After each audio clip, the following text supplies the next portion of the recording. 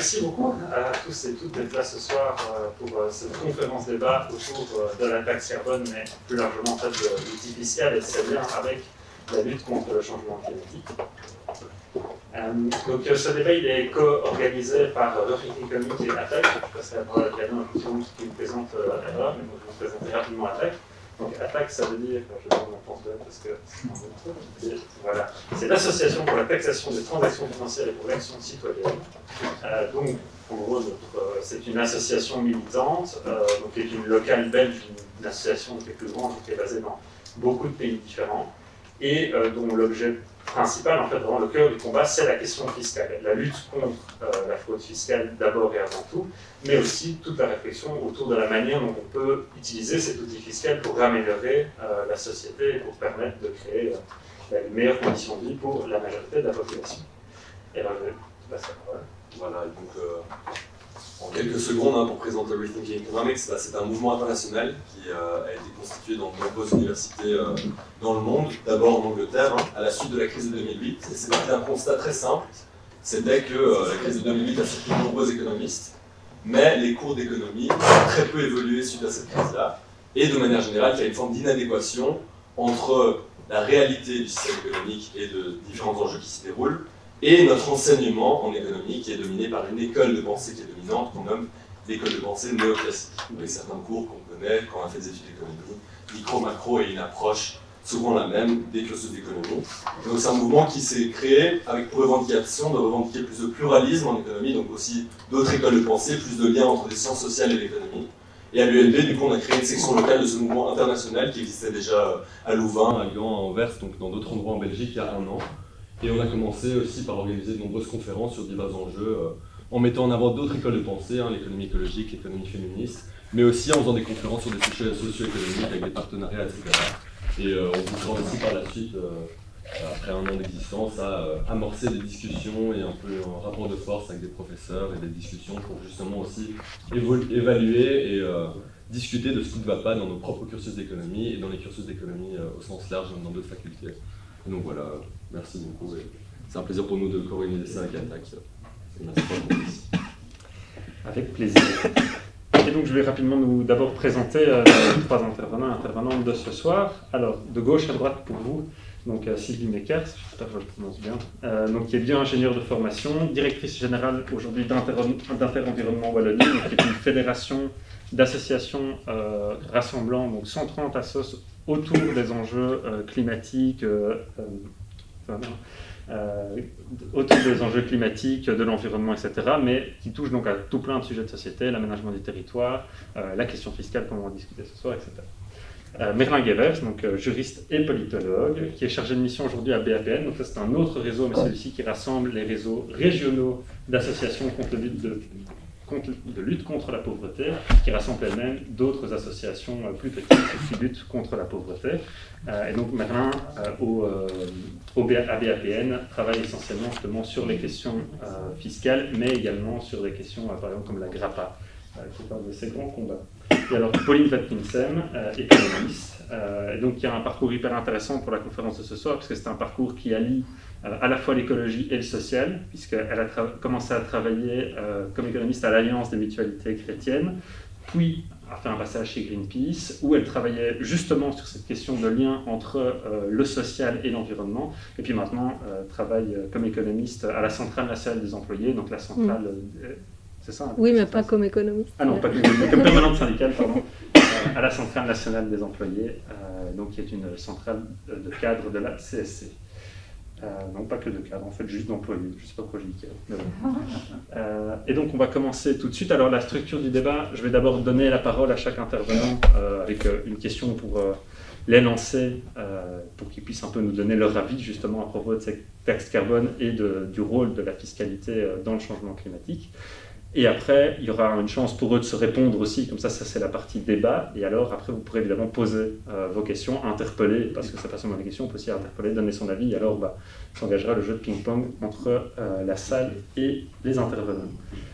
Alors, eh bien, donc, pourquoi est-ce qu'on a choisi ce sujet, justement, de taxe carbone et de lien entre la fiscalité et l'environnement? C'est parce qu'au moment où La Vivaldi, donc notre actuel gouvernement fédéral, s'est composée au moment de la rentrée parlementaire et donc de la présentation de politique générale de la ministre du Climat, Zakia Khattabi. Elle a amené cette question, ce projet de taxe carbone, en expliquant que c'était un projet auquel le gouvernement voulait travailler, donc dans le cadre d'une réforme fiscale plus globale, de pouvoir agir sur le prix, à travers un outil fiscal, des biens et services qui sont lourdement consommateurs de carbone, et à l'inverse, de diminuer la taxation sur les éléments qui ne consomment peu ou pas de carbone. Et donc d'agir à travers en fait, cet outil-là pour faire émerger un changement de comportement chez les consommateurs et donc à un moment donné opérer une transition climatique.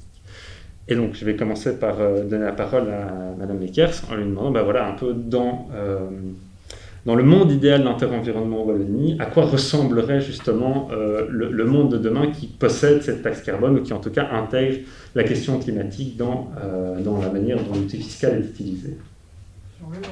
Sinon, je ne sais pas de parler. Sans souci. Dans le monde il faut monter vers le haut. Truc là. Allô. Voilà. Dans le monde idéal d'Interenvironnement Wallonie, effectivement, il y a une tarification carbone, il y a une contribution carbone. Donc on ne parle pas vraiment d'une taxe carbone, mais on parle plutôt d'une contribution carbone qui serait évidemment proportionnelle aux émissions de carbone et forcément donc aux émissions des énergies fossiles. Alors cette contribution, la question va vraiment se poser sur la manière dont cette contribution va être utilisée.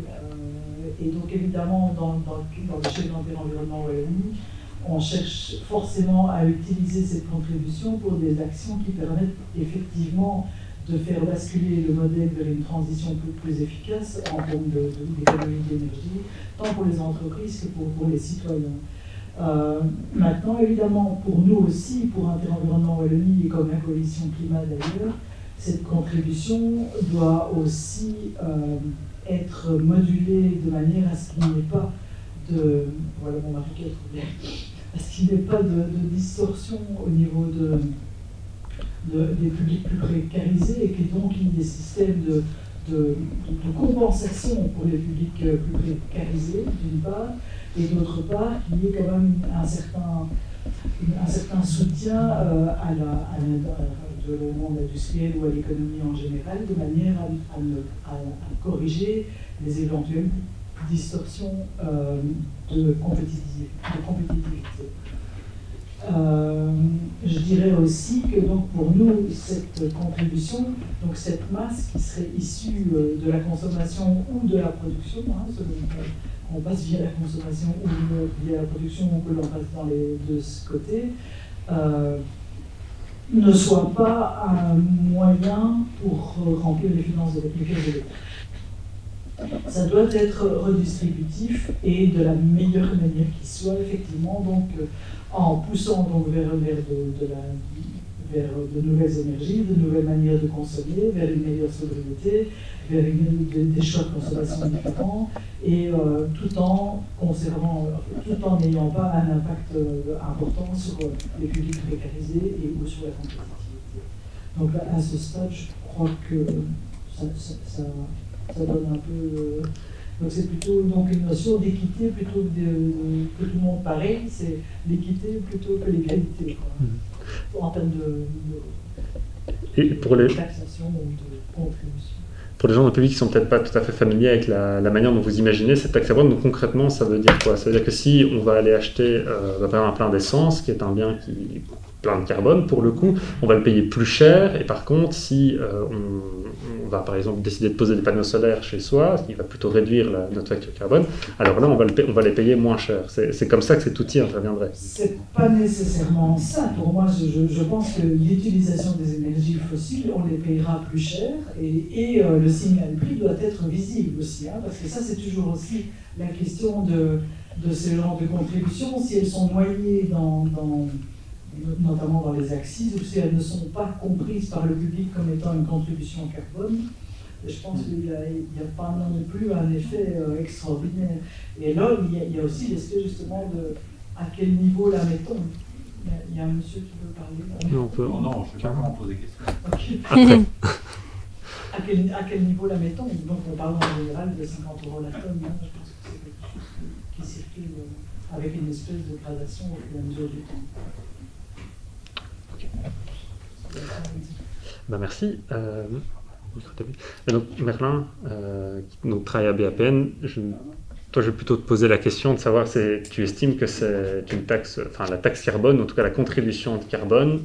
On a entendu l'attachement de Mme Mekier sur le fait que ce ne soit pas à charge des publics précaires, mais est-ce que à BAPN, vous estimez que c'est possible justement de mettre en place cette taxe carbone sans que ça touche les publics précaires? Et subsidiairement, est-ce que c'est possible que cette taxe carbone ait vraiment un effet positif sur la question climatique? Ok, super. Donc, bonjour à toutes et à tous. Je prépare une petite présentation. Et donc, juste pour préciser, BAPN, c'est donc le réseau belge de lutte contre la pauvreté. C'est-à-dire qu'on est une organisation qui fédère 4 organisations régionales de lutte contre la pauvreté, dont le réseau wallon de lutte contre la pauvreté, qui est le plus connu en tout cas dans l'espace francophone, le Vlaams Netwerk tegen Armoede, donc le réseau flamand, et puis 2 réseaux bruxellois que sont le Forum Bruxelles contre les inégalités et Bruxelles Plateforme Armoede. Et d'où est-ce qu'on parle de la taxe carbone? À quel moment la question est arrivée sur la table chez nous? Mais c'est à la fois évidemment avec l'émergence du mouvement des Gilets jaunes tel qu'il s'est produit en France. On a vu que c'est l'augmentation d'une taxe carbone déjà préexistante qui a été en tout cas l'étincelle qui a mis le poudre de ce mouvement. Et puis, au milieu d'une crise Covid qui était particulièrement dure, et qui est particulièrement dure non seulement sur ses aspects sanitaires, mais aussi et surtout sur ses aspects sociaux.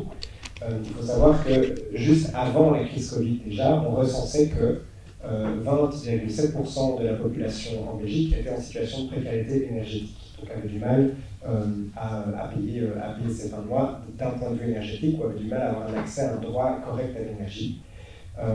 Mais si on regarde quelque chose qui était très difficile avec la crise Covid, on a vu que avec la crise Covid, il y a beaucoup de choses qui ont augmenté de prix, qui ont été très difficiles. Eh bien, on sait qu'en 2020, 40,8% de la population belge avait du mal à faire face à des dépenses qu'ils n'avaient pas prévues à l'avance. Et donc, quand on parle de taxe carbone, effectivement, il faut pouvoir réfléchir à partir de où est-ce que les gens sont. Et donc aujourd'hui, les gens sont dans cette situation-là. Cette situation aussi, il y a 18,4% de la population qui est soit estimée sous le seuil de pauvreté, soit en situation d'exclusion sociale. Voilà, ça c'était pour la petite introduction, la petite parenthèse qui me semblait quand même importante à faire. Sur les questions que tu poses, Max, il y en a un petit peu deux. Donc, première question, est-ce que c'est efficace? Parce que nous aussi, en tant que réseau, on estime que non seulement pour l'avenir commun de tout un chacun sur Terre, mais principalement aussi pour les plus précaires, la question écologique, elle est cruciale. Pourquoi? Parce qu'on le voit en Belgique, on l'a vu avec les inondations, on le voit avec la pollution de l'air, c'est dans les quartiers où vivent des populations précaires que l'air est le plus pollué. Et donc la question écologique, elle est essentielle pour nous, et donc la question c'est comment est-ce qu'on agit ensemble, justice sociale et environnementale. Donc première question, est-ce que c'est efficace, la taxe carbone, pour atteindre cet objectif? Et deuxième question, quel est l'impact sur les inégalités sociales, et éventuellement s'il y en a, on sait qu'il y en a, mais comment est-ce qu'on pourrait les corriger socialement, est-ce que ce serait suffisant? Alors, sur l'efficacité, je vais juste rapidement passer les slides qui sont liés à la question du financement, parce que, comme l'a dit Sylvie Meckers, aujourd'hui en Belgique, les projets du gouvernement ne sont pas d'utiliser une taxe carbone pour financer la transition écologique. L'objectif tel qu'il est proposé, c'est de renvoyer cet argent vers la population et vers les entreprises. Alors, ça ne veut pas dire que les montants dégagés ne seraient pas relativement importants, ça ne veut pas dire non plus qu'il n'y a pas d'alternative pour dégager des montants tout aussi importants, voire plus importants, pour financer la transition. Maintenant, ce qu'il faut aussi savoir par rapport à ces questions de la redistribution ou de la non-redistribution, c'est qu'il y a un principe juridique important en Belgique qui parle d'affectation générale de l'impôt et qui dit que on peut décider à un moment une mesure fiscale, on peut décider à un moment de son affectation, mais cette affectation décidée à un moment donné, ce n'est pas obligatoire pour l'État ensuite de la respecter. Donc on pourra toujours effectivement avoir des coalitions dans le futur qui défendent des accords politiques passés et qui font que l'argent généré par une taxe carbone qui aurait été mise en place par un gouvernement qu'on estimerait relativement progressiste par rapport aux plus précaires, ensuite soit redirigé vers d'autres choses parce que ça fonctionne comme ça, il y a la fiscalité d'un côté, le budget de l'autre. Donc ça c'est le point financement. Maintenant la question essentielle évidemment c'est comment est-ce qu'on décarbone nos sociétés et comment est-ce qu'on réoriente les comportements de la population. Par rapport à ça, il y a eu dans la littérature économique, et tu disais que Rotimi Economics est beaucoup apporté sur la question de quel courant épistémologique il y a dans les sciences économiques. Et bien, la littérature économique classique, néoclassique, était très favorable, très positive sur la question de la taxe carbone, sur les potentialités d'une taxe carbone à réussir à réorienter complètement à la fois des comportements de gens, mais aussi d'entreprises. Les études post, donc les études qui regardent l'application dans les faits, ne sortent que depuis relativement récemment. Alors, étude prospective, quand même, une chose, c'est que ici, donc là, ceci, c'est une étude du Bureau fédéral du plan, qui, si je ne me trompe pas, a été demandée notamment par la Coalition Climat. Et la Coalition Climat, et qui demandait quel était l'impact 10 ans après l'instauration d'une taxe carbone dans le secteur du transport, ici, si je ne me trompe pas. Oui, c'est ça. Et donc on a constaté qu'en fonction de différents scénarios, on portait la taxe après 10 ans à 40 € la tonne, ou 70 € la tonne, ou 100 € la tonne, on constatait un impact, donc uniquement dans le transport, hein, donc il faudrait voir si c'était mis en place pour l'ensemble des secteurs, de moins 1 à moins 2,5%. Donc en prospective, donc c'est-à-dire qu'on ne sait pas ce que ça donnerait dans les faits, mais c'est l'estimation qu'on a, et on voit effectivement que dans 10 ans, dans moins de 10 ans, on est en 2030, on doit être aux accords, aux objectifs de l'Union européenne, et en 2050 aux objectifs de Paris. On voit que la différence entre le gain de la taxe carbone et les objectifs généraux est assez importante. Mais moi, ce qui m'a intéressé plus, c'était quelles sont les études ex post, donc les études qui ont regardé l'application dans les faits de cette taxe carbone dans des pays. Donc il y a une étude à Oxford qui a montré que, qui s'est attachée à, je pense, 39 pays, c'est ça ? Oui, 39 pays dans lesquels une taxe carbone, une forme de tarification carbone s'est mise en place. Et elle est arrivée plus ou moins au même résultat. Je dis plus ou moins parce que c'est quand même important, il y a une différence. Le moins 1 à moins 2,5% que vous voyez ici, ce n'est pas la réduction du CO2, c'est la réduction de la courbe de croissance de CO2, donc c'est la réduction du taux d'accélération de la courbe. Donc ça veut dire que c'est significativement moins que l'étude première dont je parlais. Et pour la petite histoire, il y a eu aussi donc ça c'est une des premières études qui regardait non pas dans un seul pays mais dans tous les pays où on le voit. Et alors il y a une autre étude, ce qu'on appelle une méta-analyse. Donc une méta-analyse, c'est pas une étude propre, mais on reprend toutes les anciennes études scientifiques qui ont été faites et on les agrège et on regarde ce que ça donne. Et cette méta-analyse est arrivée à une série de résultats. Elle a montré qu'il y avait 37 études pour l'instant sur les effets ex post, donc constatés après, que la plupart étaient concentrées dans des pays de l'Union européenne, et que la majorité de ces études suggèrent que les émissions, le gain, entre guillemets, en termes de CO2 est très limité, de l'ordre de 0 à 2%. Voilà. Alors, pourquoi ? Donc là, je vais sortir simplement des faits et je vais aller sur notre interprétation des choses.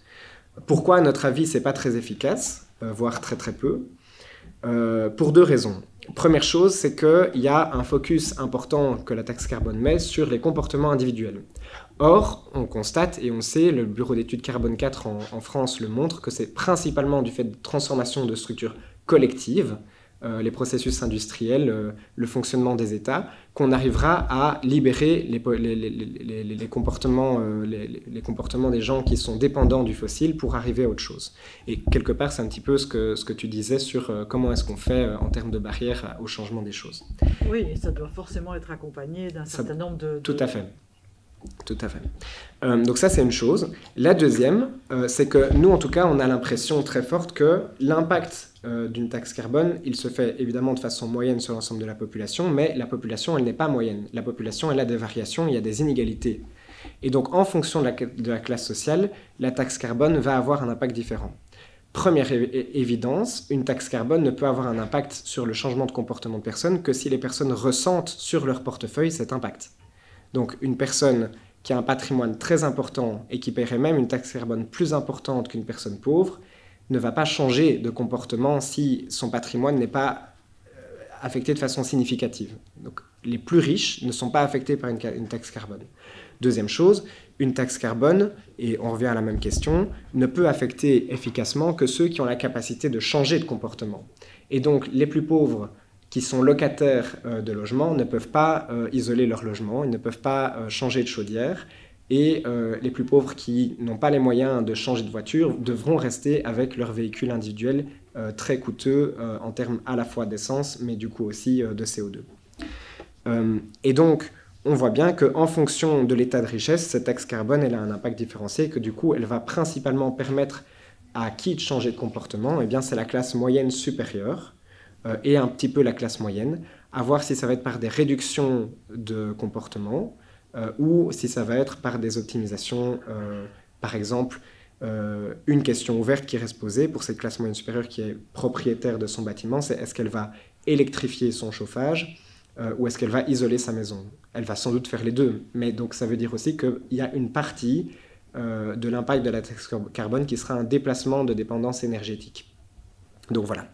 Là, j'ai fait un petit topo sur l'efficacité et nos pistes de pourquoi est-ce que c'est si peu efficace. Deuxième question, c'est quel est l'impact en termes d'inégalité sociale?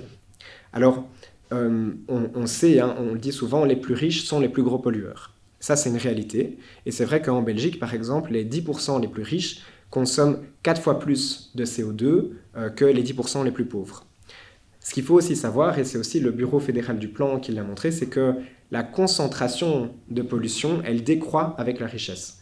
Donc, évidemment, on consomme d'autant plus quand on est plus riche, mais plus on est riche, plus chaque euro supplémentaire dans le portefeuille génère une dépense de CO2 supplémentaire petite. Pourquoi? Oui, tout à fait, tout à fait. Je vais le montrer après, il y a un petit graphique. Pourquoi? Simplement parce que les consommations les plus essentielles à la survie des gens sont celles qui concentrent le plus de CO2. L'alimentation, le transport et l'énergie. Voilà. Par contre, quand on est plus riche, il y a deux phénomènes. La première chose, c'est qu'on peut optimiser plus facilement, puisqu'on est propriétaire de son bâtiment et qu'on peut l'isoler ou qu'on peut l'électrifier. La deuxième chose, c'est qu'on a d'autres formes de consommation, notamment culturelles, pas que, qui génèrent aussi du CO2, mais moins en quantité que voilà. Et donc, si je fais... il y a un petit graphique normalement derrière. Voilà. C'est aussi le Bureau fédéral du plan qui a montré, vous voyez, je ne sais pas si ça se voit en bleu ou en gris ou en noir, je ne sais pas pour vous. C'est en fonction des déciles de revenus, les dépenses en euros par ménage. Et donc, vous voyez qu'effectivement, forcément, c'est croissant en fonction du décile. Et alors, on voit aussi que les dépenses de gaz à effet de serre sont aussi croissantes, mais elles sont moins vite croissantes que les autres. Oui, c'est une proportion, évidemment. C'est une proportion, tout à fait. Et donc, si on fait le slide suivant, ça amène au résultat qu'on a constaté en France. Donc ça, c'est le réseau Action Climat. En rouge, on voit la croissance des émissions directes en tonnes de CO2 en fonction des déciles. Et donc, on voit bien que c'est croissant. Et en jaune, c'est par rapport, donc relativement au portefeuille des gens, et ça c'est important, quel est l'impact? Évidemment que les plus riches vont payer plus de taxes carbone, c'est certain. Mais par rapport à leur portefeuille, eh bien ils vont payer de moins en moins. En pourcentage, ils vont payer de moins en moins. À taxe carbone équivalente. À taxe carbone équivalente, tout à fait. Émissions directes. Hein. Oui, tout à fait. Pas les indirects. Tout à fait, tout à fait. Ah ben je serais ravi qu'on en discute dans la deuxième partie de l'exposé. Voilà. En tout cas, ce que je regarde ici, c'est quoi? C'est ce que les gens payent. Hein. Donc c'est pour ça que c'est les émissions directes. C'est parce que la taxe carbone, elle est payée sur ce qui est payé directement par les gens. Voilà. Alors maintenant, dernière question. Est-ce qu'il est possible de corriger socialement la taxe carbone? Alors, dans le modèle belge, pour l'instant en tout cas, la question de comment est-ce qu'on perçoit une taxe carbone, les projets sur la table sont très précis. Par contre, comment est-ce qu'on la redistribue, c'est encore beaucoup plus en discussion, c'est beaucoup plus ouvert. Et donc, on peut faire 3 types de mécanismes types. Donc, 3 types de mécanismes compensatoires. On peut faire un dividende ciblé. Qu'est-ce que c'est un dividende ciblé? Par exemple, ça pourrait être autre chose, hein, mais on augmente le montant, le budget qui est donné pour les fonds sociaux mazout dans les CPS. Et donc on permet aux personnes qui n'ont pas les moyens de pouvoir plus facilement aller au CPS, demander ceci.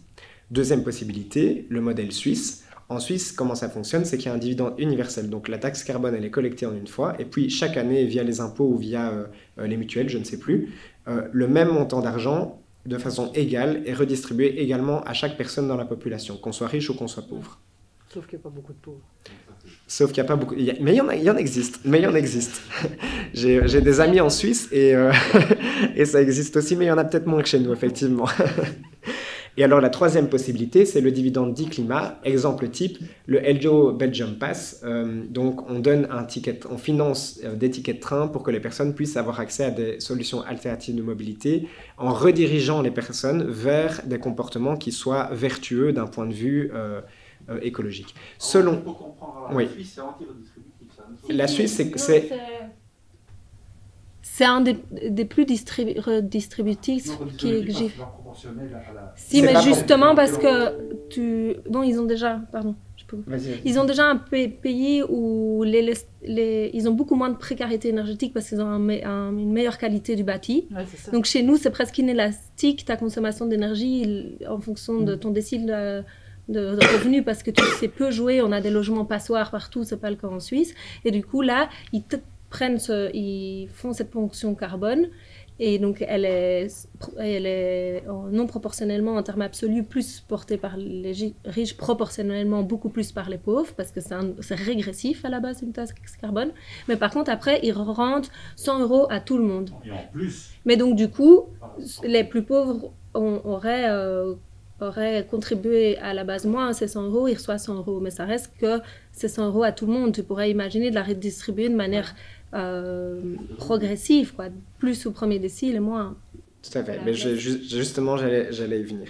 Mais donc juste avant de venir sur le modèle le plus récent qu'on a et le plus progressiste qu'on puisse avoir, pour essayer d'aller vraiment creuser est-ce que c'est possible, ce dividende, le problème du dividende ciblé évidemment, les fonds mazout, c'est qu'il y a ce qu'on appelle le non-recours au droit. Il y a plein de personnes qui ne sont pas informées, soit parce que les procédures pour y aller sont très très lourdes, très très dures, qui n'activent pas ou qui n'arrivent pas à activer ces fonds sociaux. Et nous, on se bat énormément, notamment pour l'automatisation des droits, mais c'est pas évident.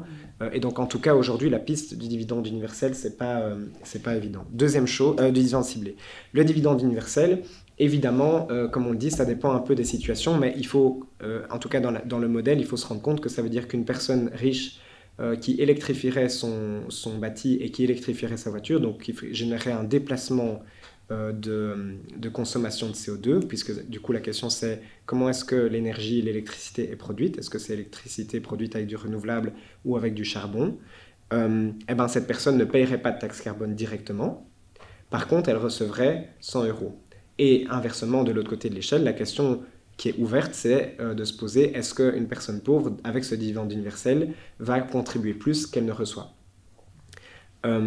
Et alors sur la troisième chose, vous connaissez sans doute le principe de l'effet Mathieu, qui fait que quand on donne par exemple les Hello Belgium Pass, nous on a constaté les personnes pauvres qui fréquentent les réseaux de lutte contre la pauvreté ont toutes reçu un Belgium Pass, ou en tout cas reçu l'info qu'elles pouvaient l'avoir, mais la plupart d'entre elles ne l'ont pas utilisé parce que par exemple elles sont en zone rurale et que ce type de dépense n'est pas adapté à leurs besoins, à eux, alors que ce sont des problèmes des personnes qui ont des grands problèmes de mobilité.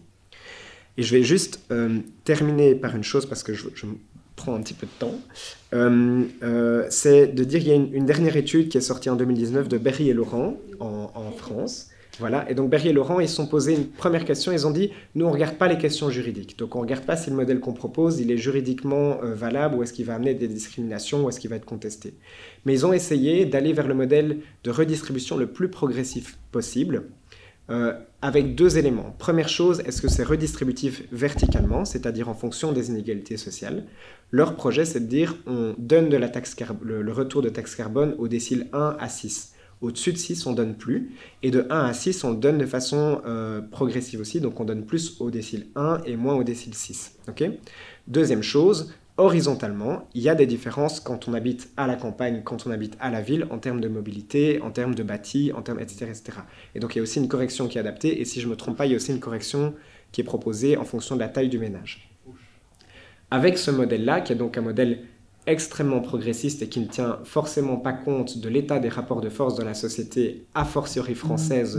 Tout le monde suit, je pense, ce qui se prépare pour les élections en France. Avec ce modèle-là, dès le 3e décile, donc en Belgique, le 3e décile, c'est des personnes qui sont RIS, on a 8% de personnes qui sont perdantes. Si on va au 4e décile, on en a déjà 18%. Donc ça veut dire qu'il y aura effectivement dans les premiers déciles, même avec ce modèle très progressiste, des gens qui vont y gagner, mais il y a une part significative aussi de gens qui vont y perdre.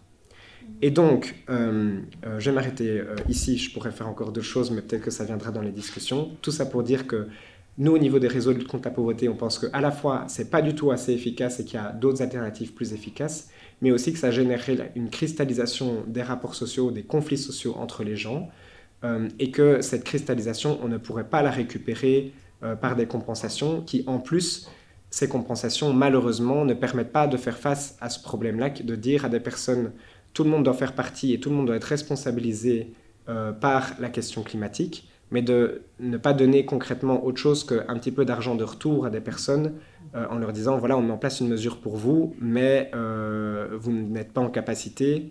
Donc il y a cette injonction paradoxale où ce que nous, on défend, évidemment, c'est de permettre, y compris aux personnes en situation de pauvreté, de sortir des consommations, de la dépendance aux fossiles et aux consommations, bien avant de réfléchir à la mise en place de taxes carbone ou d'autres mécanismes, sachant qu'il y a aussi d'autres mécanismes fiscaux, on pourrait y revenir peut-être après, alternatifs qui sont selon nous beaucoup plus intéressants, que ce soit pour financer la transition ou pour réorienter les investissements climatiques vers du plus durable. Merci. Et donc, je me retourne maintenant vers Pauline, qui me disait qu'elle s'est fait voler une partie de son intervention par Merlin. Mais donc, je vais te demander, toi, à un moment donné, est-ce que tu penses que c'est dans le fond, dans l'absolu, possible ou pas de faire coïncider taxe carbone et, en fait, plutôt changement climatique et justice sociale, d'abord. Puis ensuite, est-ce que la taxe carbone rentre dans cette définition-là ?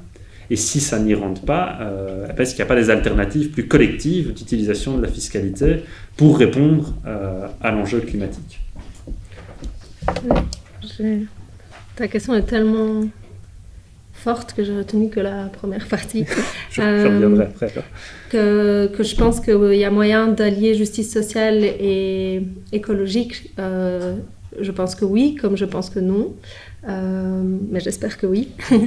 et alors, lié à la taxe carbone en elle-même, donc je pense pas, dans l'absolu, moi j'ai pas d'opposition théorique à cet outil. Je comprends le réflexe de l'incitant prix et l'incitant fiscal qu'il y a derrière ça. Donc bien sûr, quand tu augmentes de 10% le coût du carburant à la pompe, tu as un effet réactif à ça. Donc, et puis, je dis pas...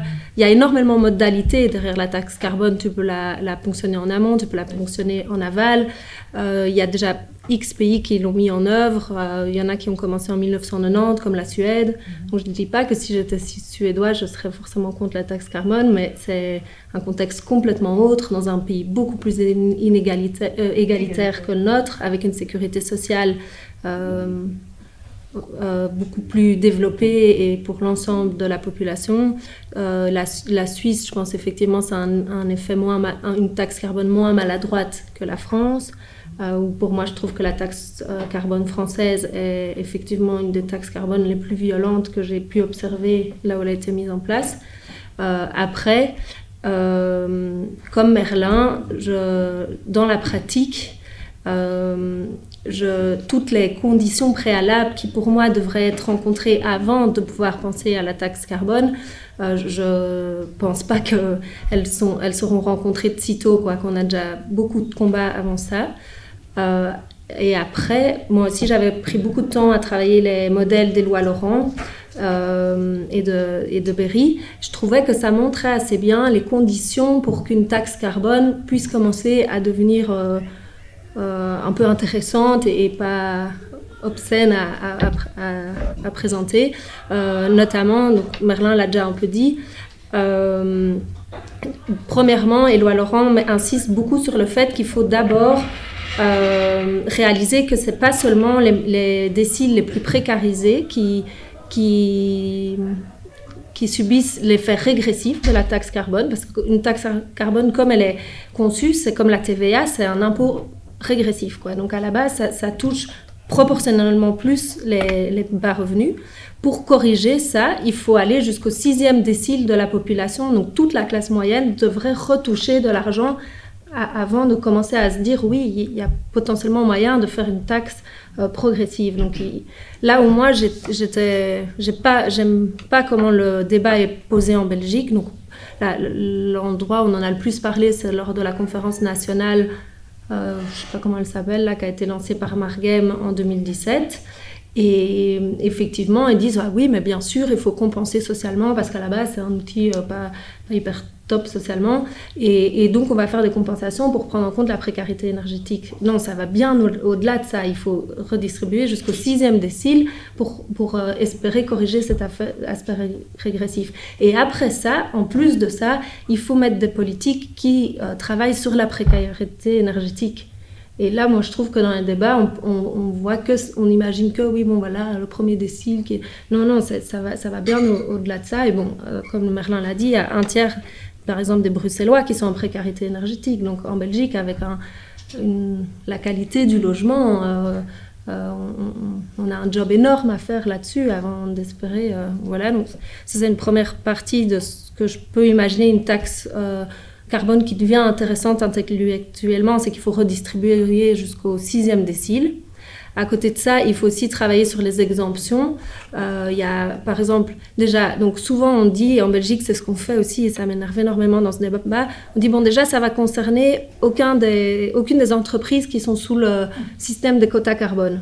Parce qu'elles ont déjà ce système, qui est aussi un système de tarification de l'énergie. On ne dit pas que ce système, pour l'instant, il est extrêmement inefficace, parce que pendant des années, c'était gratuit les quotas, puis seulement on a mis aux enchères. Donc en fait, le coût du carbone est assez faible. Par exemple, en France, les particuliers qui payent la taxe carbone à la pompe ou quand ils font leur plein de mazout, payent la tonne carbone bien plus cher que les entreprises qui sont sur ce marché du quota.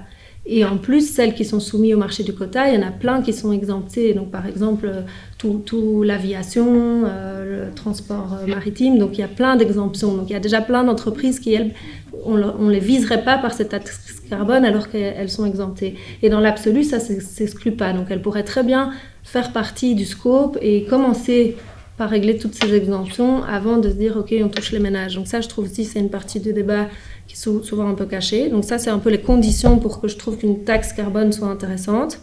Après ça, je trouve qu'il y a avant ça toute une série de conditions préalables et qui, chez moi, viennent avec le fait que je me suis beaucoup dit, bon, en fait, est-ce que c'est si efficient? Et comme le disait Merlin, je trouve que c'est pas si efficient.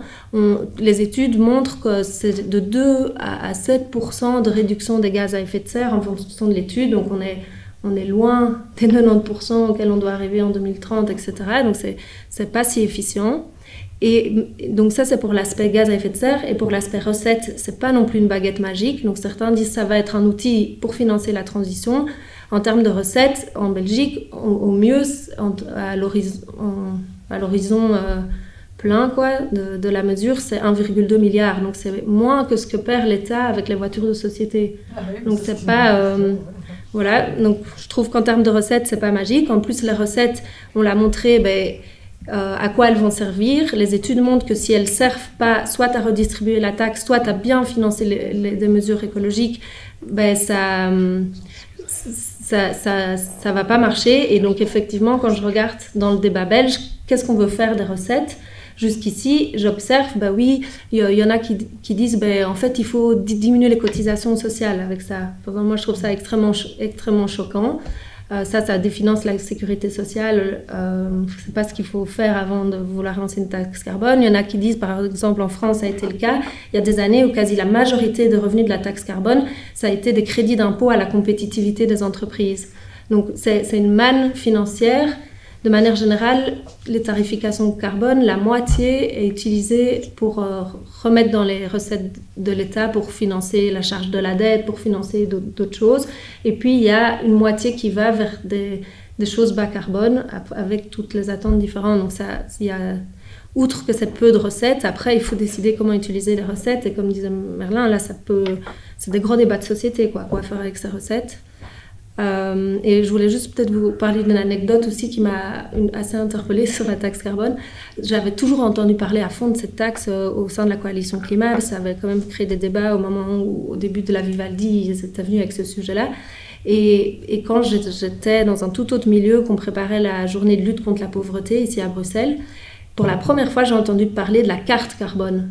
Et j'avais jamais entendu ce mot ailleurs avant, en Belgique. Et je prenais vraiment... Donc là, c'est un raisonnement tout à fait inverse, mais c'est qu'il y a aussi les faiblesses d'un raisonnement lié au marché. C'est pas du tout ça, c'est un peu dans l'autre sens. Eux, ils disent, fixons un plafond où tout le monde aurait droit à cette quantité de carbone, et ceux qui veulent du luxe, ils rachètent le carbone aux autres. Et ils disaient, ils le rachètent en monnaie locale. Donc voilà, c'était un raisonnement intéressant. Et j'étais surtout...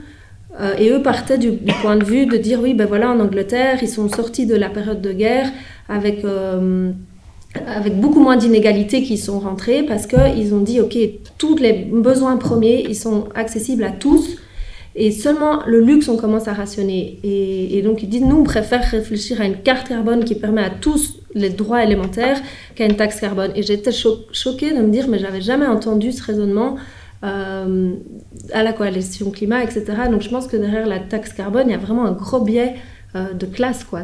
Ouais, voilà. Je voulais simplement vous dire ça pour réaliser qu'il y a un biais social dans la manière dont on parle de la taxe carbone. Par exemple, j'avais lu le livre d'un économiste belge, il s'appelle Christian Collet, ou je ne sais pas très bien, il vit en France. Et quand je lisais ce bouquin, la manière dont il parlait de la taxe carbone, les gilets jaunes opposés à ça et tout, je trouvais qu'il y avait énormément de condescendance et énormément de mépris de classe, comme il faudrait juste s'adapter, il suffit de prendre un peu plus les transports en commun.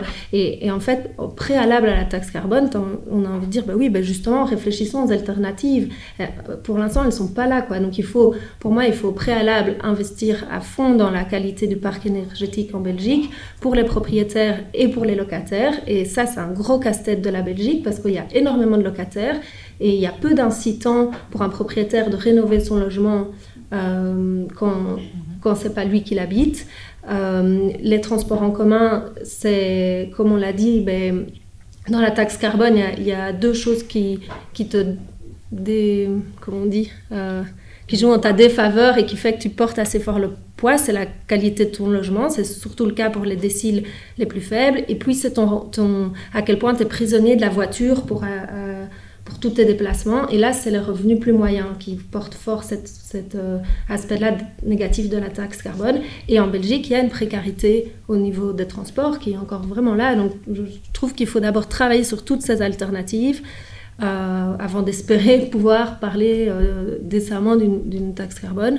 Voilà. À côté de ça, je voulais aussi dire que...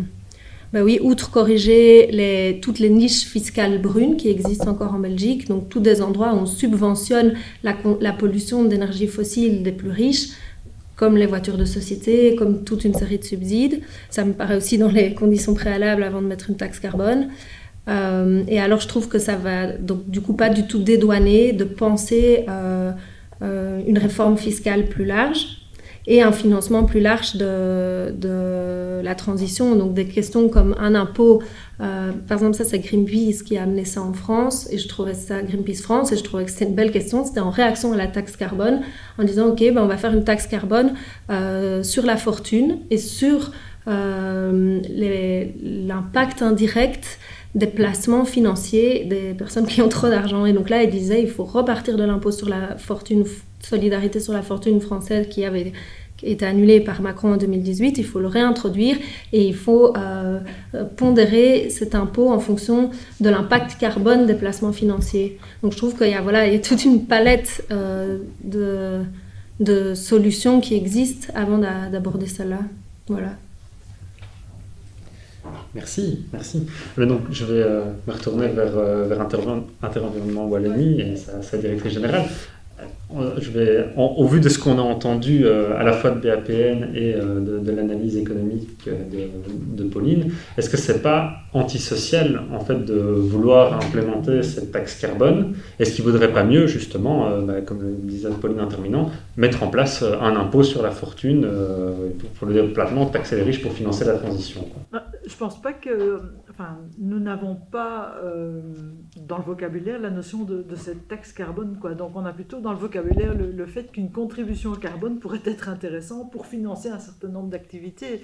Et notamment, enfin, forcément, on parle aussi du kérosène et de la nécessité de taxer l'aviation, de taxer les billets, de taxer les gens qui voyagent plus, mais tout en ayant aussi cette notion de forcément les gens qui ont de la famille à l'étranger, etc. Donc ça, c'est plutôt cette notion de carte carbone auquel fait allusion Pauline. Hein, mais clairement, il y a les voitures de société. Pour nous, c'est aussi forcément un des premiers points. Mais par exemple, quand on parle aussi de la voiture de société ou quand on parle de la voiture, le fait de dire, OK, on taxe le fossile, il va arriver à un moment donné où on va se retrouver avec un problème de financement belge, enfin, je veux dire de finance, qui vont s'épuiser, puisque cette taxe va être biodégradable, et si on passe tout à l'électricité, comme le disait Pauline, ben on va se retrouver avec un problème de finance au niveau budget belge, pour lequel alors il va falloir inventer autre chose. Donc le diable est toujours dans les détails, quoi. Donc sur cet aspect-là, donc il y a quand même une nécessité, si on veut jouer sur la mobilité alors, de ne pas nécessairement taxer que le carburant, mais peut-être aussi sur la puissance, sur le poids. Voilà, donc rien n'est jamais simple, hein, c'est ce que j'ai un peu tendance à répondre. À des solutions, à des problèmes complexes, comme ça, il n'y a jamais une solution unique. Donc forcément, il y aura un panachage. De la même manière, comme l'a dit Pauline aussi, la rénovation du bâti, pour nous, c'est un des axes primordiaux. C'est ce qu'on a encore répété ce matin à différentes personnes du gouvernement. Pour nous, il faut avoir des aspects réglementaires pour rénover le bâti. C'est une obligation, mais ça va être difficile. Il faut avoir des aspects réglementaires pour limiter l'utilisation des sols au niveau de l'aménagement du territoire. Tous ces aspects-là, et de manière à améliorer la mobilité, etc., avant tout ça mis ensemble, ça peut aussi être payé par une contribution carbone pour une forme ou pour une autre. Et alors quand on dit, vous parliez du Helio Belgium Pass ou d'autres systèmes de ce type-là, je vois que quand on veut, on peut. Mon fils bénéficie en tout cas plus maintenant, mais bénéficiait d'une prime d'handicapé. Ben forcément, il avait d'office son électricité moins chère. C'était pas compliqué, si je puis dire, comme démarche. À peu près pas compliqué. Donc il y a moyen, quand l'État veut le faire, il y a moyen de faire des choses simples. Mais encore faut-il un certain moyen. Donc voilà, pour nous en tout cas, je rejoins Pauline, il faut vraiment coupler ça avec des aspects réglementaires qui aussi suppriment les effets rebonds de ce genre de taxes. Hein. On le sait souvent, tu l'as dit, il y a moyen, c'est de l'ingénierie fiscale à un moment donné qui arrive au niveau des entreprises pour utiliser l'une ou l'autre des niches pour trouver mieux, quoi. Je me permets de relancer un petit coup, parce que du coup, voilà, on parle effectivement de ce panel de solutions, vous dites qu'il est important de mettre en place, mais par contre, si je comprends bien, l'IEE défend quand même cette contribution carbone individuelle aussi. Et donc, moi j'entendais Merlin tout à l'heure qui dit non seulement ça ne marche pas, cette contribution individuelle, mais en plus ça va appauvrir davantage les gens. Est-ce que du coup la position de l'IEE peut évoluer justement par rapport à ce que Merlin disait, ou est-ce que pour vous c'est plus important parce que je pense qu'il y a un accord sur les valeurs de fond, mais par contre il y a une hiérarchie de valeurs aussi, une hiérarchie des urgences. Est-ce que pour vous l'urgence climatique elle justifie quand même de passer par trouver des moyens pour répondre à l'urgence climatique, ça c'est important pour nous. Voilà. Mais maintenant c'est très très clair, on est souvent en contact avec Christine Mailly en l'occurrence, mais on sait que cet aspect social, on nous avait un peu taxé d'écolo bobos qui ne comprenions rien à rien, donc cet aspect-là on veut aussi en tenir compte, quoi.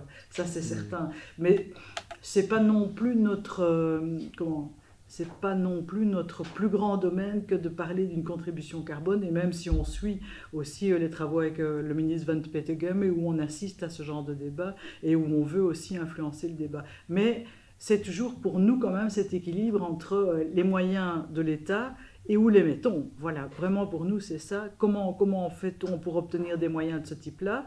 Comment fait-on aussi pour les capter pour ce qui est nécessaire de faire, notamment la rénovation des bâtis, l'isolation énergétique. Ça, pour moi, ce sont vraiment des réponses réelles à la précarité. Alors, je me retourne vers Julie. Ouais. Je vais te lancer, du coup, hein, si tu veux parler, c'est le bon moment.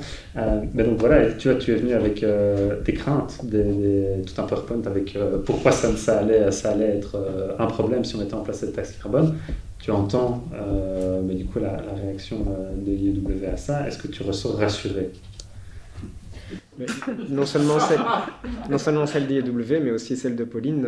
Donc j'ai aussi entendu quand Pauline disait que voilà, en fait, il y avait quand même énormément de complexité à mettre en place un modèle qui, in fine, soit juste pour l'ensemble, en tout cas pour la grande majorité, qu'il fallait aller jusqu'au 6e décile. Mais je me souviens que moi, déjà au décile 3 ou 4, je voyais qu'il y avait un pourcentage de perdants qui était de plus en plus important. Et donc même dans ce modèle-là, on avait en moyenne quelque chose de correct, mais que dès le décile 3 ou 4, en fait, il y avait quand même des soucis. J'entends, et je suis tout à fait d'accord d'ailleurs sur le fait que les entreprises qui sont à l'intérieur du système ETS, ce serait anormal qu'elles soient dispensées de contributions quand les autres. J'entends qu'il y a des affinages à faire. Moi, je me souviens que dans le modèle de Laurent Hébéry aussi, il y a la question de est-ce que juridiquement c'est possible de mettre en place quelque chose comme ça, et eux-mêmes disaient que ça avait des grandes limites. Et donc, quand je vois l'ensemble de tout ça, je me dis, c'est vrai que ce serait peut-être plus simple de se dire, en fait, cette taxe par carbone, on n'est pas prêt. Et en fait, ce que je suis en train de dire, c'est plus ou moins, entre les lignes, ce que la coalition climat est en train de dire maintenant.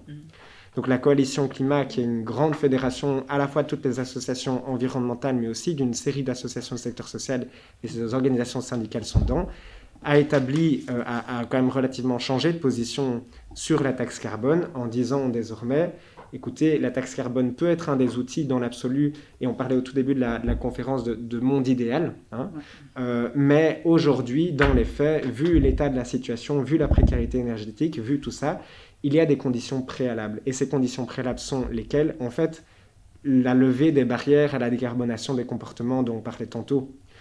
Et donc, maintenant, ce n'est pas seulement la coalition climat, mais depuis maintenant une semaine, le réseau Justice Fiscale a également pris une position sur la taxe carbone en disant cette mesure, elle n'est pas du tout prioritaire, il y a plein de problèmes à régler avant, et il y a plein d'enjeux fiscaux à mobiliser autres. Et donc, moi, je crois que pourquoi est-ce que cette question elle est importante à ce point-là? C'est parce que la transition écologique, elle n'est pas... Alors souvent, on dit tous et toutes qu'on est sur une même planète, et c'est vrai qu'on est tous sur une même planète, on est tous sur la même planète, mais malheureusement, on n'est pas tous sur le même radeau ou sur le même bateau qui est dans l'océan déchaîné du réchauffement ou du dérèglement climatique.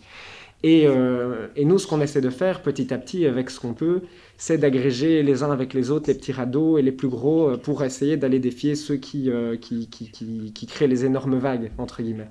Et malheureusement, dans des modèles où sur la table sont mis ce genre de choses, ces modèles-là, ils permettront difficilement, je crois, de se mettre d'accord. On pourra avoir des compromis, on pourra trouver, on pourra essayer d'eux, mais c'est des modèles qui sont en soi conflictuels entre les différentes couches de la population, on l'a montré.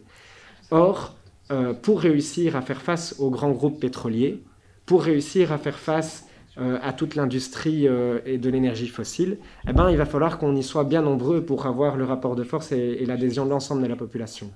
Et donc, par rapport à ça, je pense qu'il faut se rendre compte aussi que les premiers adversaires à la décarbonation des comportements dans la société sont ceux qui toujours ont fait croître ce récit de l'écologie, c'est le punitif, c'est responsabiliser les gens, c'est dire que c'est eux qui sont responsables, que c'est les individus qui doivent changer, que c'est avec les éco-gestes qu'il faut faire pipi dans sa douche et enlever éteindre sa lumière. Et j'essaie d'éteindre ma lumière aussi, hein. Mais se rendre compte que la taxe carbone, il y a tous les impacts techniques dont on parlait et voir qui est-ce que ça impacte aussi, mais il y a la question du récit, il y a la question de comment est-ce que les corps sociaux sont affectés par ça et comment est-ce qu'ils réagissent à ça et comment est-ce qu'ils se mobilisent par rapport à ça. On l'a vu en France, Moi, je pense qu'il nous faut des mouvements de gilets jaunes, mais il nous faut des mouvements de gilets jaunes qui aussi se mobilisent pour le climat et qui aussi se mobilisent contre et les inégalités sociales et les inégalités climatiques. Et en fait, la chance qu'on a, c'est que les inégalités sociales, les inégalités climatiques, elles vont affecter en premier lieu les mêmes personnes.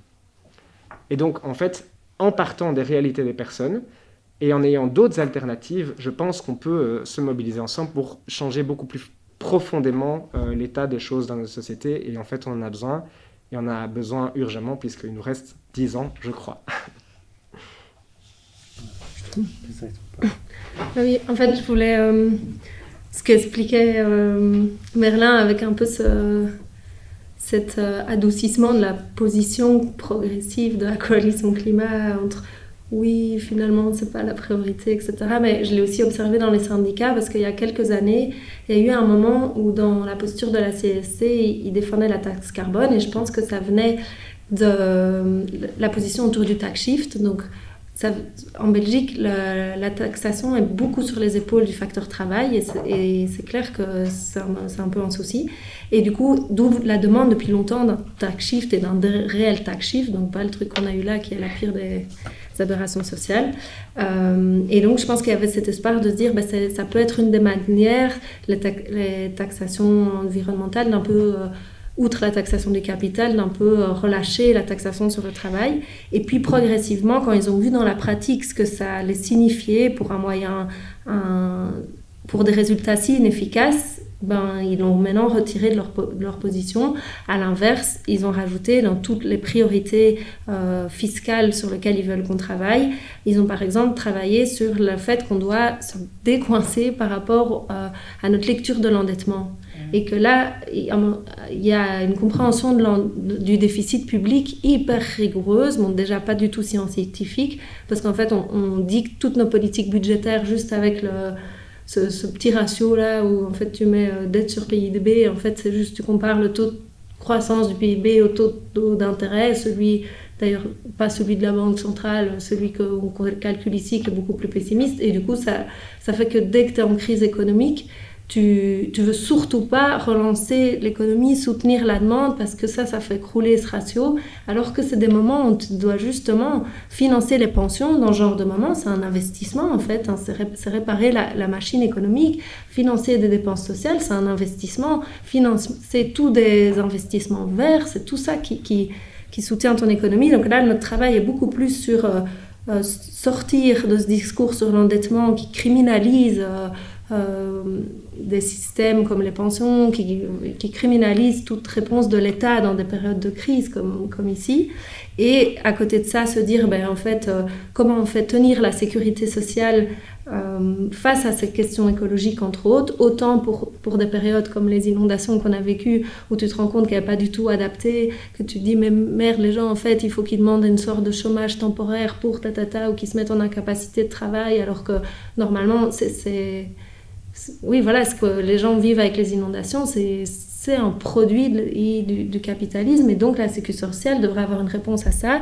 Donc comment lui permettre de couvrir ce qui est lié au fait qu'on ne soit pas adapté, mais comment aussi se permettre de faire cette transition écologique et de dire ok, il y a des secteurs qu'on doit fermer, comment on permet aux gens d'avoir un revenu toutes les années où ils doivent se reformer dans un autre secteur, etc. Donc comment adapter cette sécurité sociale à cet enjeu, ça veut aussi dire comment la rendre pérenne financièrement, et ça c'est le combat derrière la globalisation des revenus, de dire en fait les cotisations sociales, elles doivent aussi elles doivent porter sur l'ensemble des revenus, et donc aussi les revenus du patrimoine immobilier, les revenus du capital. Donc tous ces combats sont devenus, en tout cas par exemple pour les syndicats, à nouveau beaucoup plus prioritaires, et la taxe carbone, ils ont dit en fait trop de boulot pour un truc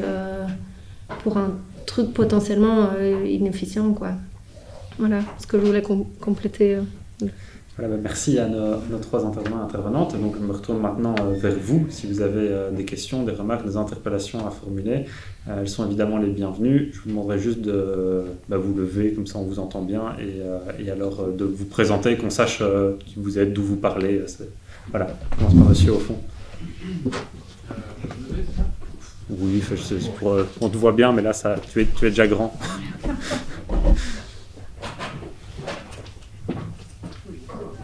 Moi, c'est vrai. Il faut l'allumer. Il faut le mettre vers le haut. Ouais, non, c'est bon, ça marche. Bonjour, je m'appelle François, je suis ingénieur de gestion, j'ai fait mon mémoire sur l'allocation universelle en 2014.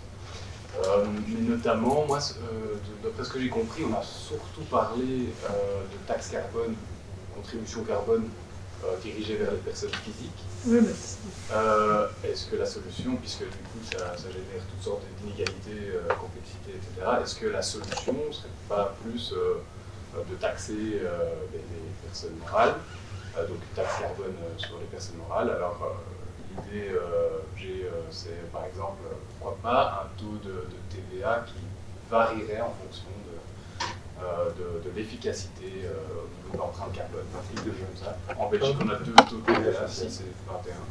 Pourquoi est-ce qu'on n'a pas, on ne pourrait pas avoir un taux de TVA qui varie de manière un peu plus intelligente, peut-être entreprise par entreprise? Voilà, c'est compliqué. On va prendre d'autres interventions et puis après on globalisera les réponses. Ah, monsieur devant.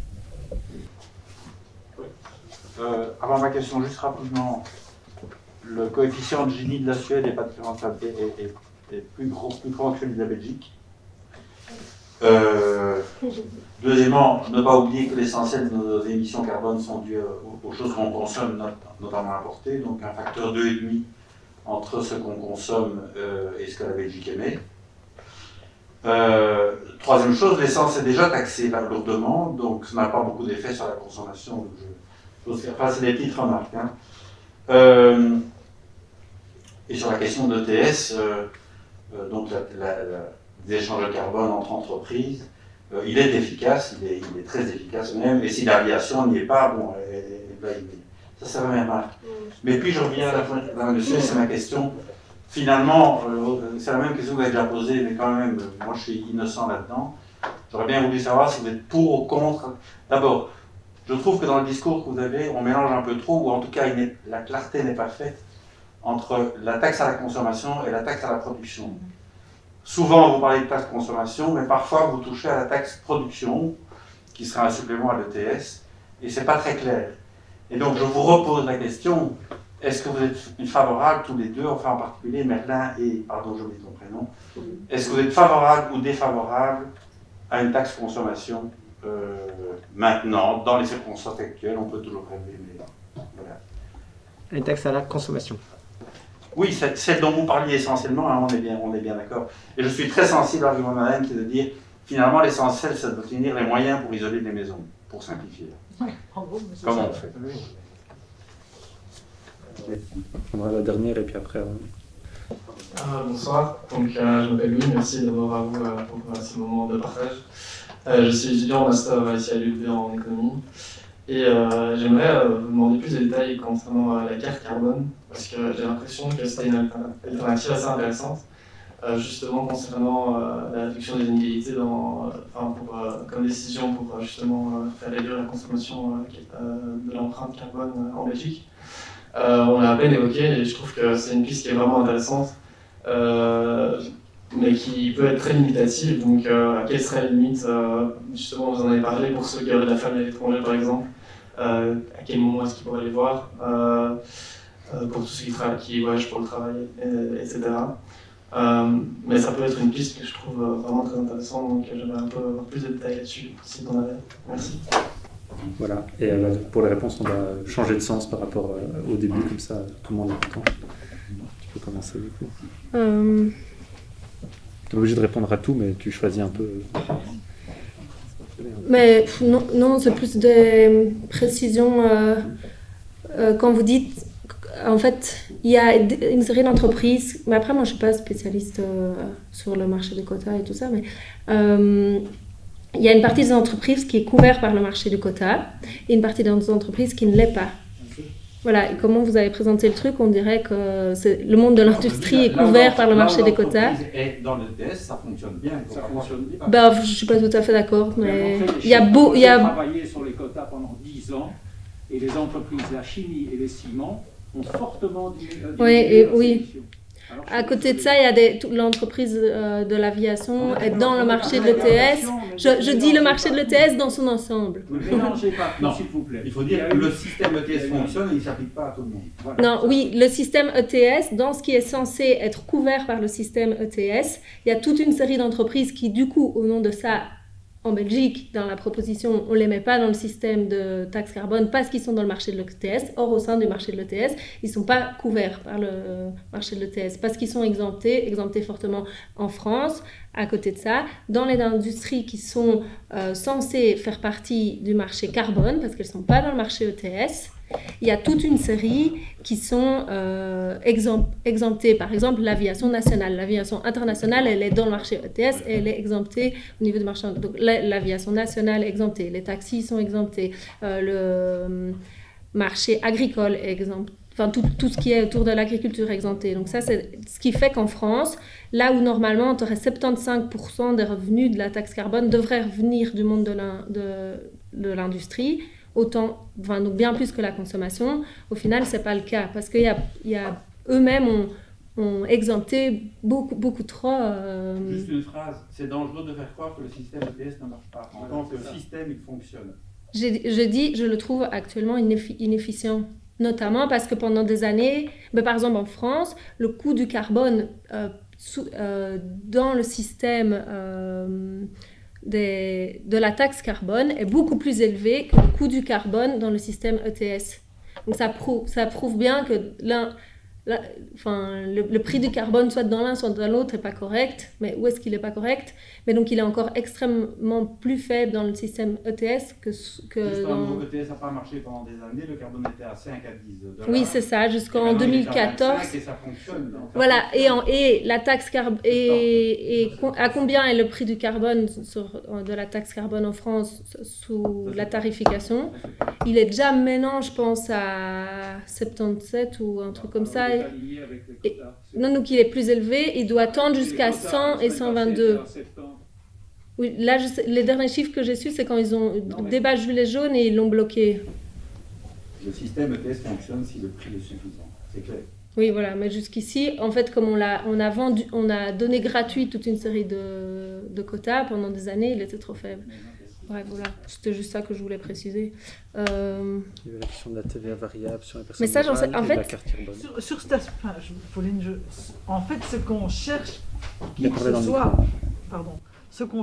ce soit, c'est que quand un industriel fait un investissement, il intègre une projection de prix carbone dans son modèle. Et c'est là que certains, évidemment, grands le font. J'avais discuté un moment avec Solvay qui nous disait, voilà, dans tous nos investissements, on le fait. Maintenant, je ne suis pas non plus 100% aligné avec tout le modèle de Solvay, loin de là. Mais en tout cas, c'est vraiment ça qu'il faut... Ce à quoi il faut tendre, c'est en fait payer toutes les externalités négatives dans les modèles, et donc notamment ce prix de taxe carbone, ça doit vraiment intervenir dans les différents investissements.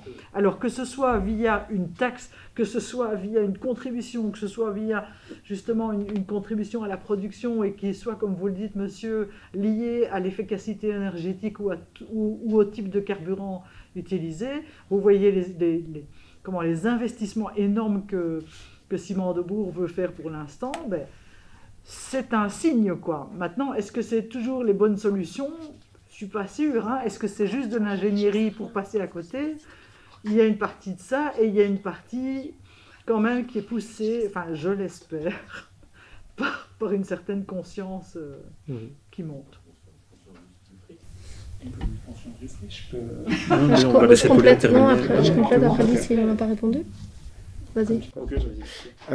Non, mais en fait, je me demande si c'est pas ça, je fais une hypothèse qui a peut-être une question aussi dans l'analyse de est-ce que ETS fonctionne de radicalité ou une question peut-être d'impatience, peut-être que c'est ma jeunesse qui est en train de parler, je ne sais pas.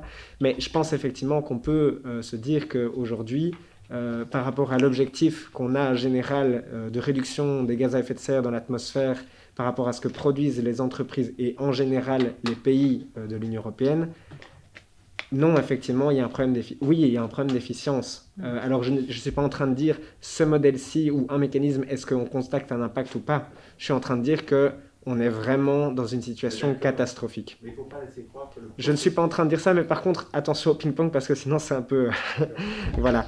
Mais donc, je crois que c'est ça la question. C'est que moi, je fais partie, en tout cas, de groupes en dehors même de mon travail professionnel, de groupes de gens qui disent le temps des demi-mesures est effectivement plus lieu d'être. Et donc, il y a quelque chose à re-questionner fondamentalement dans le modèle de société dans lequel on est, dans le modèle économique dans lequel on vit aujourd'hui.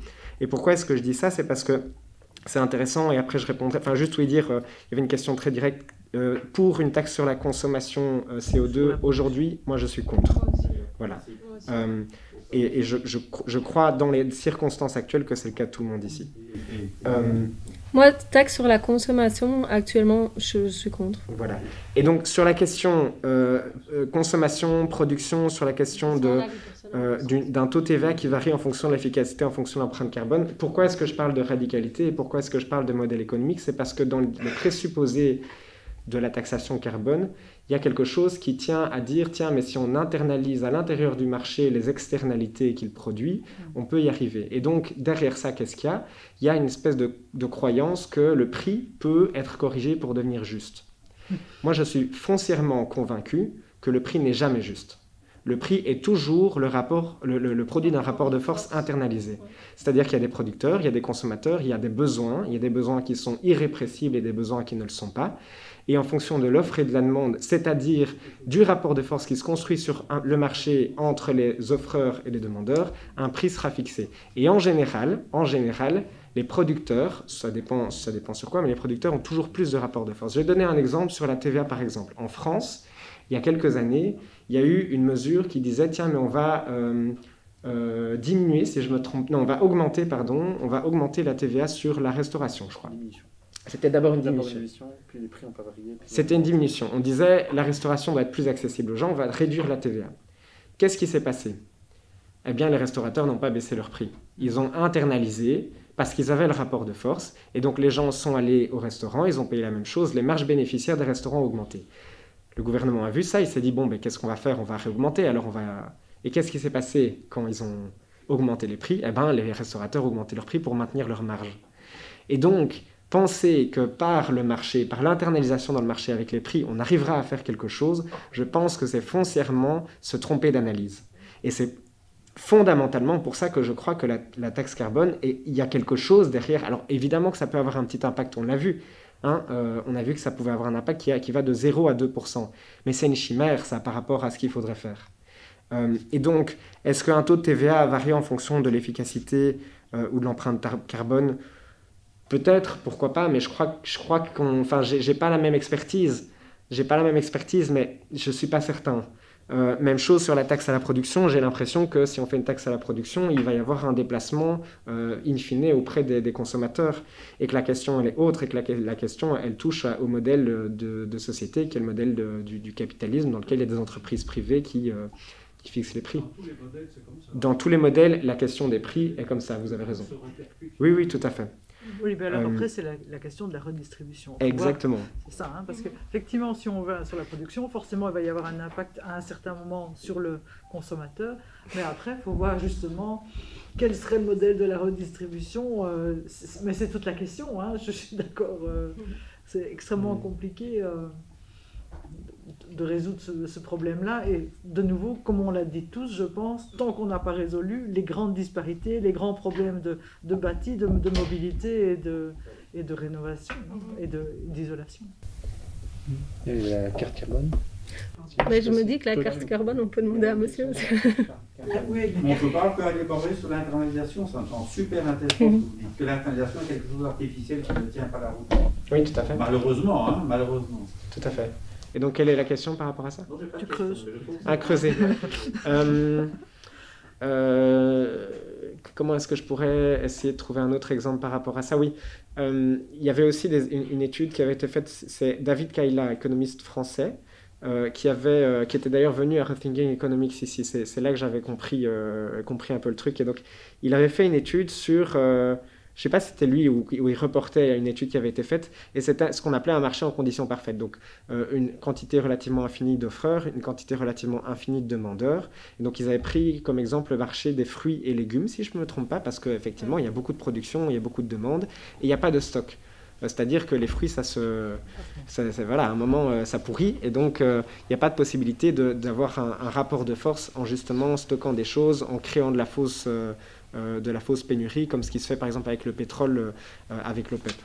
Et donc, ce qu'il avait constaté, c'est qu'en fait, d'une année à l'autre, parfois les prix augmentaient parce que la demande avait augmenté, parfois les prix diminuaient parce que la demande avait augmenté, parfois c'était l'inverse. Ça allait un peu dans tous les sens. Et il se demandait, mais pourquoi ? Parce qu'on nous dit qu'il y a la loi de l'offre et de la demande. Mais en fait, la loi de l'offre et de la demande, c'est 3 lois apparemment. Moi, je ne suis pas économiste, donc je répercute ce que j'ai entendu. Mais ce que j'ai entendu, c'est que, en fait, ce sont des choses qui permettent a posteriori de pouvoir expliquer des mécanismes économiques qui se sont passés en disant, regardez, ici, bah oui, on a des prix qui ont augmenté, donc sans doute que vu que les prix ont augmenté, les gens ont réduit leur demande. Et puis, à un autre endroit, mais regardez, là, c'est parce que l'offre a diminué que... Et donc, vous êtes en désaccord avec ce que je suis en train de dire ? Non, je ne comprends pas où sont les 3 lois. Alors, ben je les connais. Je cherche les 2 derniers. Je cherche les 2 derniers. Donc, il y a quelqu'un qui sait nous le dire, je pense. Corrige-moi si c'est pas ça que tu veux dire, mais c'est le fait que c'est une mise ensemble du fait qu'il y ait d'un côté la loi de la demande qui décroît, c'est ça. Donc le fait que la demande décroît avec le prix, une loi à part, le fait que l'offre croît avec le prix, et la 3e loi qui est le fait de combiner les deux et de croire à cette espèce de présupposé qu'on ne démontre jamais, que l'intersection de l'un et de l'autre crée cet équilibre. Je pense que c'est ça que tu veux dire par ces 3 lois. Exactement. Qui finalement en fait sont peu avérées en pratique, et surtout cette combinaison des 3, même si c'est à la base de ce qu'on apprend à nos premières années en économie, il n'y a pas de démonstration ni scientifique, philosophique derrière, ni même pratique, parce que c'est très peu vérifié en pratique, si c'était ça. C'est exactement ça. En tout cas, je viens de lire un truc qui dit que la question de l'offre et de la demande pour le pétrole n'est pas juste. Le pétrole va devenir plus rare et il ne va pas devenir plus cher. C'était une analyse. Mais... C'est ça, le oligopole, c'est pas compétition. Pour le travail aussi. Oui.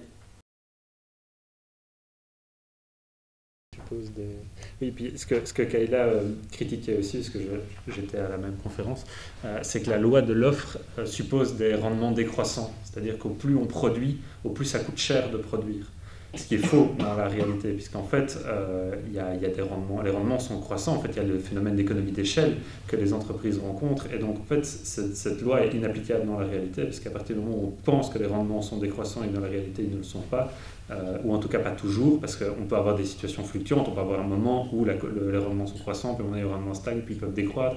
Donc, en fait, ce modèle-là n'est pas applicable dans la réalité. Et donc, l'analyse économique, enfin les politiques économiques qui partiraient du présupposé d'agir sur la loi de l'offre et la demande ne peuvent pas fonctionner, puisque la loi de l'offre et la demande n'est pas une loi valide scientifiquement, puisqu'elle ne répond pas aux conditions scientifiques pour être valide, c'est-à-dire de pouvoir être prouvée dans un environnement contrôlé et répétable. Et du coup, pour aller sur la démonstration de l'internalisation, imaginons une situation donnée, on augmente les axes sur le pétrole ou on met en place une taxe carbone spécifiquement sur les produits pétroliers de mazout. Voilà, on va aller uniquement sur le mazout. Qu'est-ce qui va se passer ? Comme les gens ont besoin de se chauffer, ils vont payer, sauf une petite partie qui ne pourra plus se chauffer et qui du coup va arrêter de se chauffer et qui va développer des maladies. Enfin, voilà, mais imaginons que... Et donc à ce moment-là, comme les gens sont prisonniers de cette consommation, on voudrait via une taxe économique internalisée, mais ce qui va se passer, c'est qu'on va créer un déplacement, les prix vont augmenter, mais rien ne sera internalisé dans le coût, puisque simplement les gens vont payer plus en consommant de la même chose, sauf la portion d'exclusion sociale, et les marges bénéficiaires des entreprises vont rester les mêmes. Et donc la question c'est qu'est-ce que l'État fera de cet argent, effectivement. Voilà. On n'a pas répondu à monsieur pour la carte carbone. C'est ça que je voulais faire. Je me dis que si monsieur est un spécialiste des quotas, c'est sûrement avec lui que vous devez en parler, parce qu'en fait, la carte carbone, c'est un peu le raisonnement inverse de la taxe, dans le sens où il fixe le plafond, et de là découlera un prix.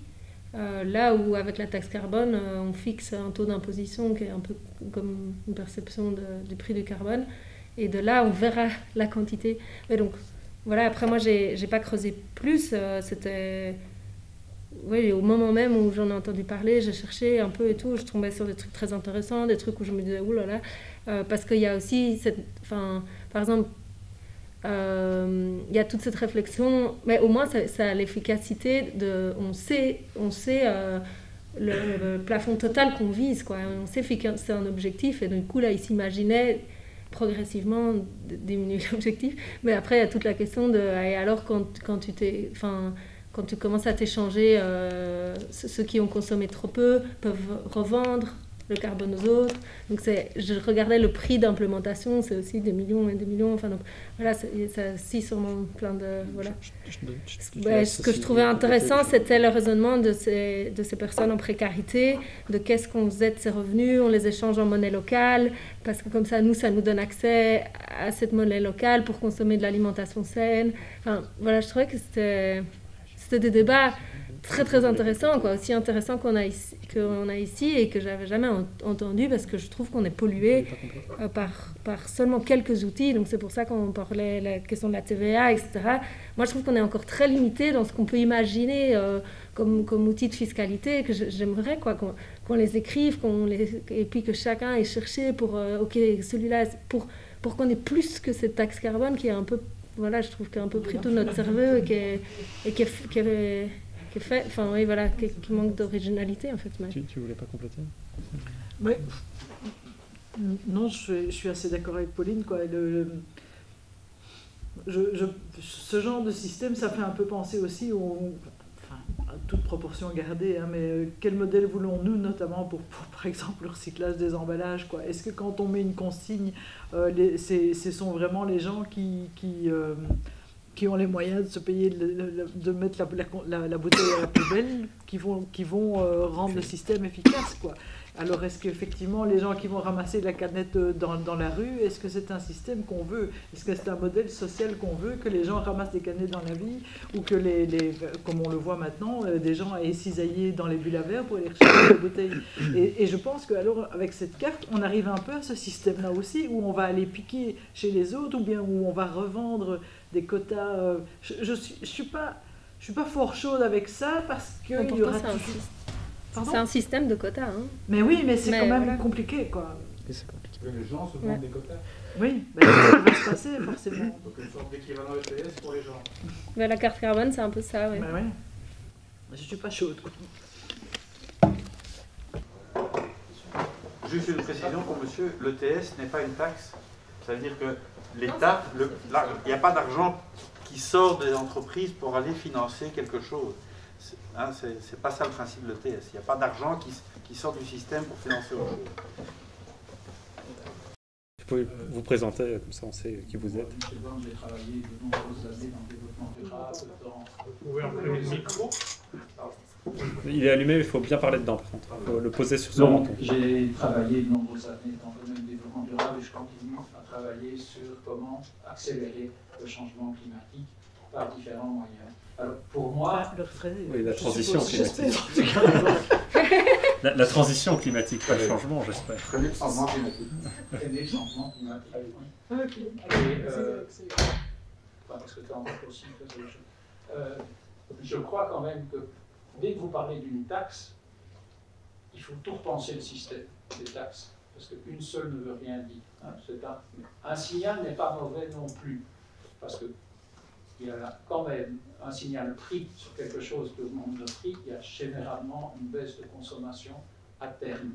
Donc, vous avez quand même un signal prix. Deuxièmement, on vit dans un monde social actuellement totalement inacceptable, avec des ruptures sociales un peu partout, et donc il faut travailler également, hors taxe carbone, hors tout ça, il faut améliorer pour éviter d'avoir des manifestations en tout genre, des gilets jaunes, des gilets ceci, des gilets rouges, etc. Donc il faut absolument agir là-dessus. Donc je crois qu'il faut se poser la question d'une manière tout à fait globale. Hein. Et donc, travailler sur la fiscalité, parce que vous parlez par exemple des voitures de société. Hein, j'ai soulevé ça. C'est évident que c'est une aberration en soi. Maintenant, vous supprimez ça et vous aurez les plus galonnés de nos cadres, de nos experts, etc., qui partiront en France le lendemain s'établir. Hein. Vous avez déjà une fuite des jeunes francophones vers la France, qui va s'accélérer parce que les salaires sont beaucoup plus élevés, hein, il n'y a pas photo.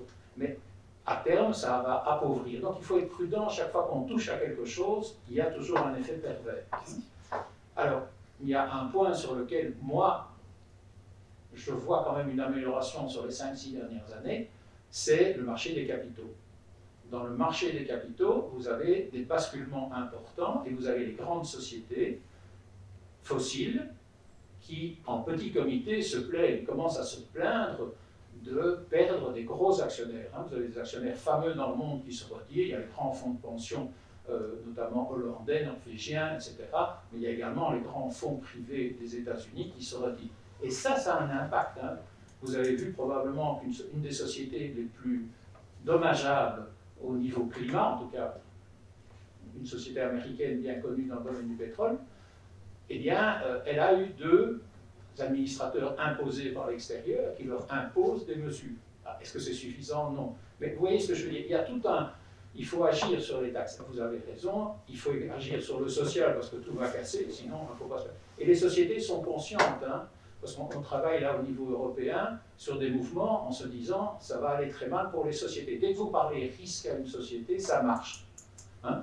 Et on peut parler maintenant risque social. J'avais une réunion hier où on commençait à expliquer le risque social aux entreprises. Et ça, les directeurs financiers comprennent. Hein. Le problème de la grève, le problème des ruptures, le problème des transports, tout ça, ils comprennent très bien. Hein. Et je crois que c'est par là qu'il faut faire, si vous voulez vraiment changer les choses. Hein. Il faut attaquer sur le social, il faut attaquer sur le financier, il faut attaquer sur une fiscalité globale, peut-être une fiscalité progressive, je ne sais pas, et surtout éviter les effets pervers. Voilà, merci. Merci. Est-ce qu'il y a encore une autre intervention? Monsieur, et alors, tout en haut, et alors ce sera voilà, la dernière question, parce que faut qu'on finisse aussi. Michel Guevers, je suis le père de Merlin. Bravo. J'entends de ce que tous les trois vous avez dit, qu'il y a eu, au cours des derniers mois, je pense, apparemment, beaucoup de discussions et d'évolutions dans la position des organisations, on va dire, progressistes, dont vous êtes des porte-parole, vers l'abandon de l'idée d'une taxe carbone qui serait quelque chose de positif. Donc j'entends qu'au sein des organisations, on est en train d'aller vers l'idée que soit la taxe carbone c'est une très mauvaise idée, soit on n'est pas prêt pour. Et ma question c'est, est-ce qu'au niveau de la Vivaldi, quelle était dans la déclaration gouvernementale l'importance que l'on accordait à la taxe carbone au début du gouvernement Vivaldi? Et est-ce que là aussi, peut-être, il y a une évolution qui est en cours? Ou bien est-ce qu'au niveau du gouvernement, il y a toujours une volonté d'introduire cette taxe? C'est M. Ambert.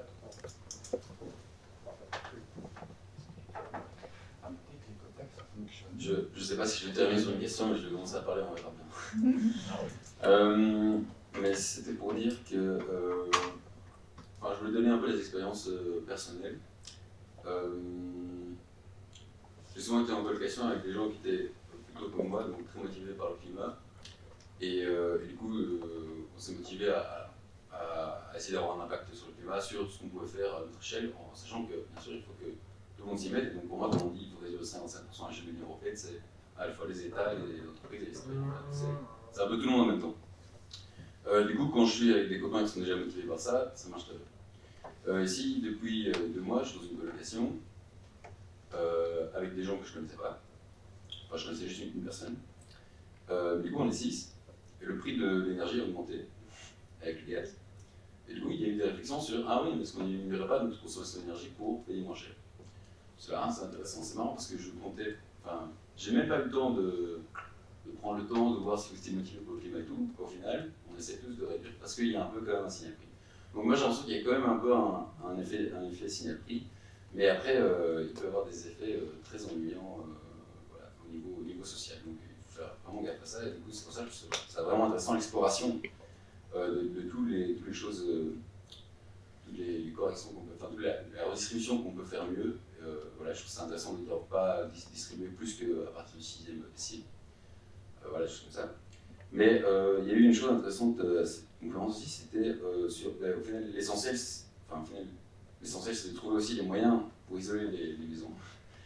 Et où en fait, est-ce qu'on ne ferait pas les deux en même temps, d'avoir quand même un signal prix avec une taxe carbone, mais qui au final n'est même pas suffisant peut-être pour financer qu'on va isoler les maisons. C'est-à-dire, en plus de ça, il y a aussi une fiscalité progressive sur la fortune, voilà, d'une autre manière. Donc, je vais en dire les deux en parallèle, quoi. Voilà. Mais je pense, en tout cas chez IOE, ce qu'on voit, c'est ce qu'on voudrait, c'est une obligation de rénovation des maisons, soit pour soi, soit pour d'autres, soit parce qu'on a des locataires, et que donc, notamment au niveau du changement de succession, des choses comme ça, avoir un système qui obligerait les gens à rénover les maisons, ce serait déjà un premier pas, et qui ne devrait pas être déjà payé par la collectivité. Alors évidemment, au niveau de l'habitat plus précaire, etc., forcément, il y a des choses qui se font au niveau des logements sociaux, mais en tout cas, les gens qui sont propriétaires de logements qui ne répondent pas à un certain nombre de conditions en termes d'isolation et en termes d'énergie, bien, il y aurait une capacité quand même c'est en fait de la taxation sur le capital de ces gens-là qui se sont faits sur les locations, quoi. Donc pour nous, ça c'est une des pistes qu'on estime suffisamment disruptive et sur lequel on insiste au niveau des gouvernements et pour lequel on pense que les écologistes, en tout cas, ne devraient pas être trop taxés d'écologie punitive. Je pense que c'est quelque chose d'assez correct d'annoncer ça. Pourquoi pas une détaxation sur les équipages On va dans les eaux, d'abord à condition que... À condition que, par exemple. Voilà. On va d'abord répondre aux 3 autres questions, comme ça. Mais peut-être la question sur est-ce que c'est toujours au programme de la Vivaldi, puisque vous dites que vous avez des contacts avec les gouvernements. Au niveau fédéral, moi j'ai moins de contacts, mais de ce que j'avais compris, il y avait une discussion sur cette taxation carbone dans le cadre je veux dire, d'une révision de la taxation en général. Mais ça, tu peux me contredire si tu sais mieux que moi, mais je n'avais, à ce stade, pour moi, Zakia Katebi, elle dit qu'il va y avoir quelque chose, mais il y a aussi d'autres taxes ou d'autres choses. Donc, je pense qu'on est un peu en train de noyer le poisson à travers justement la réforme de Van Petegem. Tout à fait, donc c'était prévu dès le départ que cette taxe carbone soit amenée dans le cadre d'une réforme fiscale plus large, ça c'était certain. Par contre, effectivement, le signal initial de la Vivaldi était assez fort, disant qu'on allait réfléchir pour mettre en place sans tarder, donc le terme sans tarder, des propositions par rapport à ça.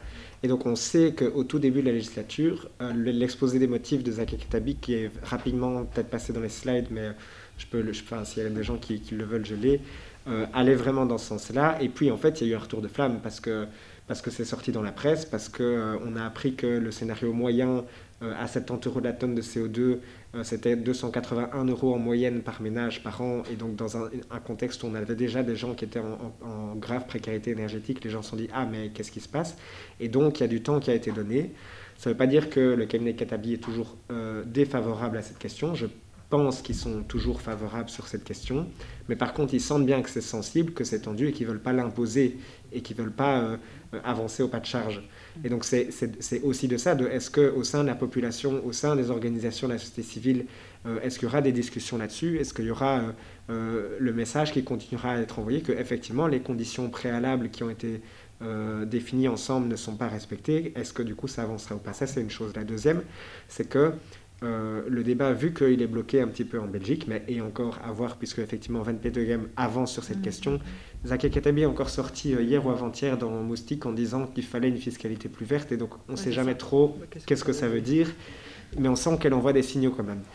Par contre, ce qui est certain, c'est que la Belgique envoie à l'Union européenne, comme tous les États envoient à l'Union européenne, des pistes sur lesquelles travailler, parce que l'Union européenne veut pouvoir assumer on avance sur la question écologique.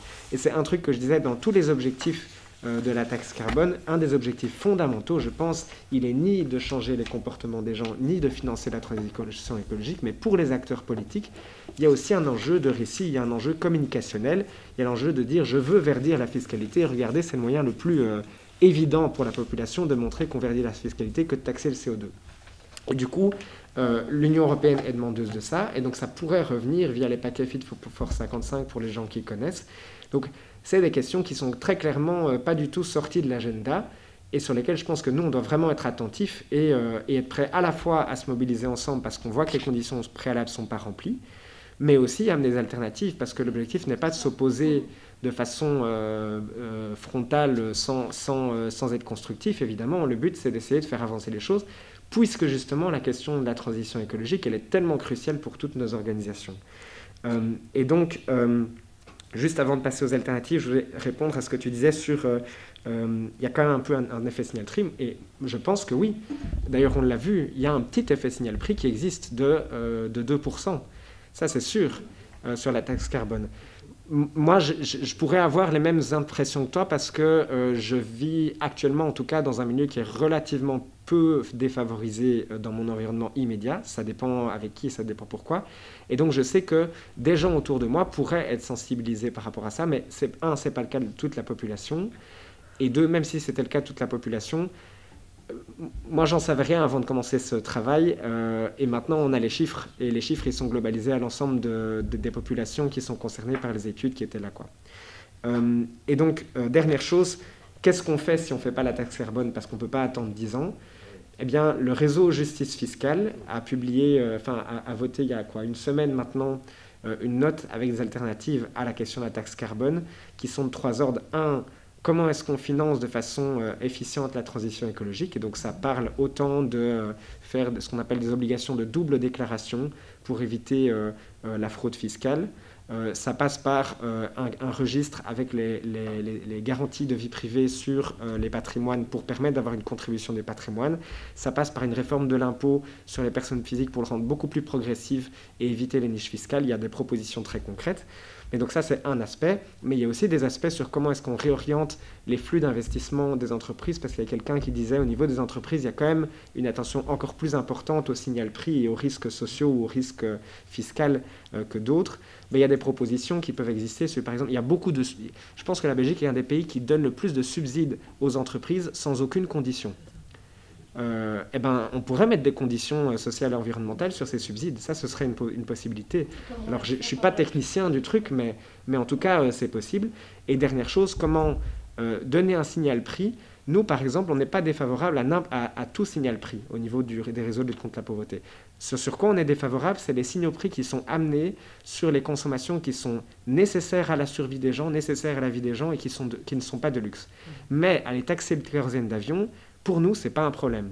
Aller taxer des consommations de luxe que des super riches utilisent en brûlant la planète, alors qu'en fait, on a besoin de cette planète pour tout le monde, ça, ce n'est pas du tout un problème. Nous, on irait même plus loin, on pense qu'il faut les interdire, mais c'est un autre débat. Voilà. C'est vrai que c'est le même débat. Non, mais je suis en accord avec ça. Ok, eh bien voilà, c'est donc la fin de cette conférence. Ah. Et que, juste pour résumer en une phrase, mon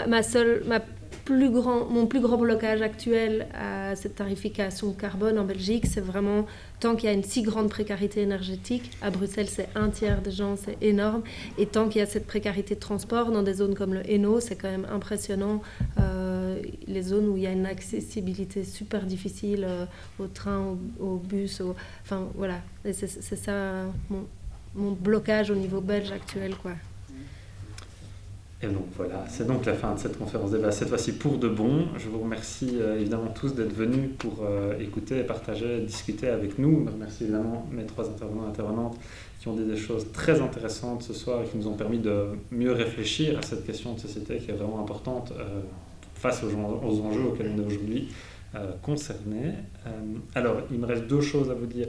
La première, c'est que si du coup la thématique vous intéresse et vous voulez voir comment justement, ce dont Bernard parlait tout à l'heure, c'est-à-dire la position qui a été votée par le réseau Justice Fiscale, dont ATTAC fait également partie, va vivre, n'hésitez pas du coup à aller vous abonner aux pages Facebook d'ATTAC, du BPN, de la CNE, de l'Inter-Environnement Wallonie, etc., pour pouvoir suivre justement la manière dont cette thématique va évoluer. N'hésitez pas également de vous inscrire sur la liste qui est disponible à l'accueil pour le tracing. C'est vraiment important vu la situation actuelle de bien nous laisser vos coordonnées, parce que si jamais quelqu'un était malheureusement positif au Covid ce soir, nous ne pourrions pas vous prévenir si nous n'avons pas vos coordonnées. Et alors de vous rappeler également que la soirée est une soirée à entrée à prix libre, et donc si vous souhaitez nous aider dans l'organisation de ces activités, notre permanent Greg fait le portier et sera tout à votre disposition si vous souhaitez laisser contribution. Voilà, et bien une bonne soirée à tous et toutes.